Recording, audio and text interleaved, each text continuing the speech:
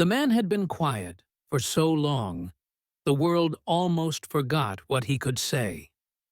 George Harrison, often overshadowed as the quiet Beatle, stood at a crossroads in 1970, holding songs the world hadn't yet heard but desperately needed. In a world fractured by war, societal shifts, and the crumbling of one of the most beloved bands, I wanna hold your hand, and when I touch you, Harrison was about to unleash something extraordinary. All Things Must Pass wasn't just an album. It was a declaration of independence, a spiritual odyssey, and a reflection of the man who had finally found his voice. will be yesterday. Oh. The Beatles' breakup wasn't a clean split. It was messy, emotional, and riddled with unfinished business. For George, it was bittersweet. On one hand, he was saying goodbye to a group that had shaped him. On the other, he was free to pursue the songs that had been sidelined for years.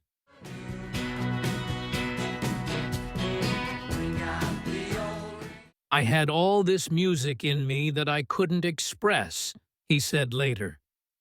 And so George turned frustration into determination, amassing a vault of songs that explored themes of love, pain, spirituality, and renewal.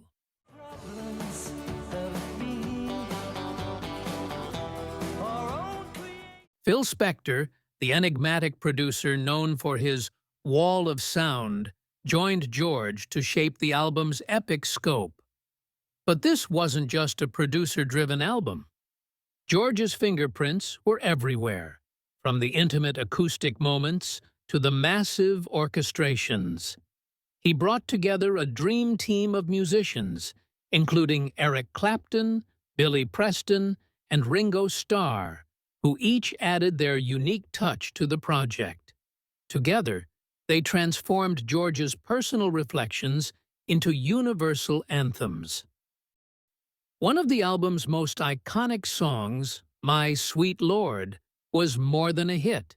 It was a spiritual call to arms. My sweet Lord,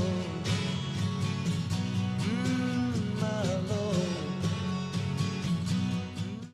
Combining gospel influences with Hindu mantras, the song bridged cultures and faiths, offering listeners a glimpse into George's spiritual awakening. It was a bold move, blending the sacred and the secular, but it resonated deeply. Yet, even this triumph came with challenges.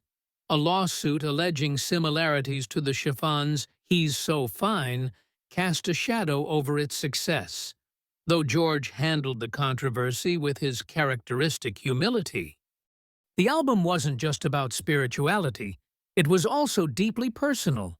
Tracks like Isn't It a Pity and Wah Wah revealed George's pain over strained friendships and creative battles.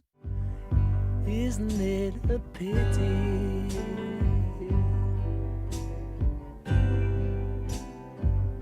Isn't it a shame? What Is Life offered a burst of hope, its infectious melody underscoring George's ability to balance introspection with optimism. And then there was the title track, All Things Must Pass, a poignant reminder of life's impermanence. Inspired by his time in India and his exploration of Eastern philosophy, the song captured both the sorrow and the beauty of letting go.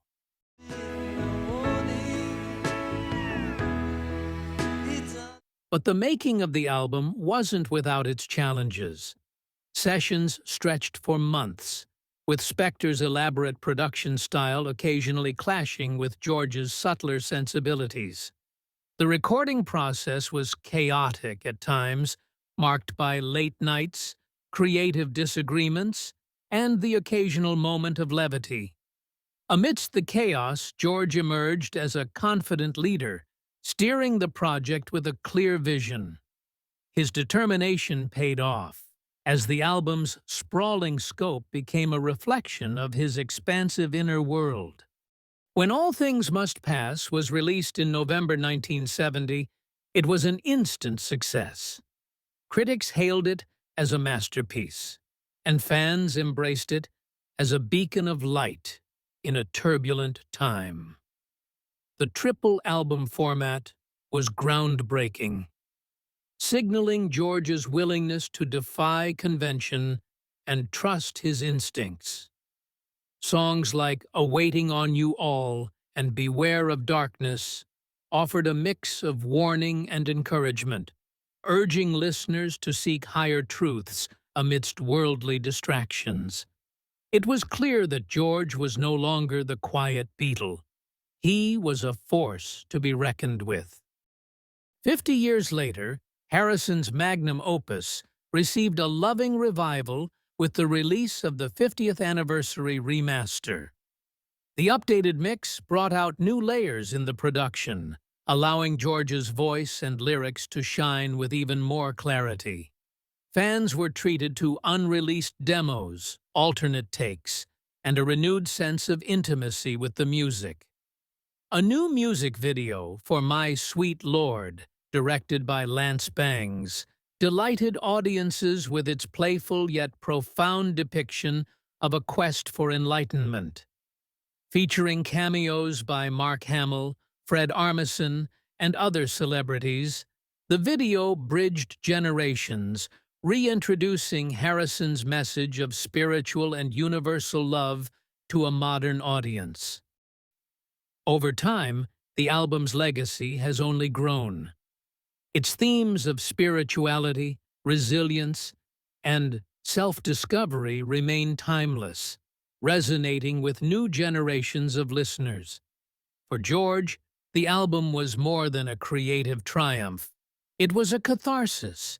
It marked the beginning of a new chapter, one where he was free to explore music and life on his terms.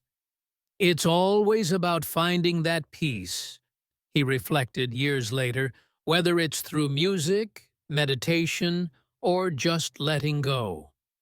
And that's what All Things Must Pass ultimately is: a journey to peace. In a world that often feels loud and overwhelming, George Harrison's All Things Must Pass stands as a reminder of the power of quiet introspection and bold self-expression. It's not just an album. It's an experience, an invitation to look inward and upward. And as the title suggests, it's a gentle reminder that no matter how heavy life feels, everything, even the hardest moments, must eventually pass.